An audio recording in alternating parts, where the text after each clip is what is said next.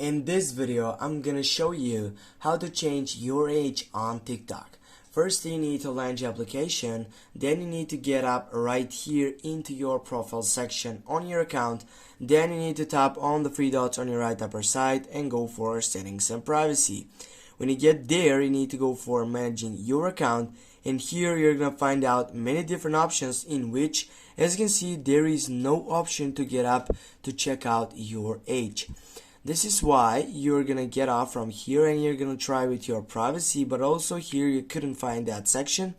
This is why you're gonna scroll right down and you're gonna go for report a problem, and right here, guys, you're gonna be available to take up on that selection. And yeah, here you can search for an issue, you can go for account and profile, and right after you get there you can go with more setup, or yeah, you can go with editing profile. Just go on that selection and here you can go for other, and simply when you do that you need to report the problem. Here you can tell whatever you want. As you can see, the most importantly here it is to describe the problem with so simple say-ups, which it will be more reasonable that the supporting team of TikTok, it will help you out to take up and change your age on it.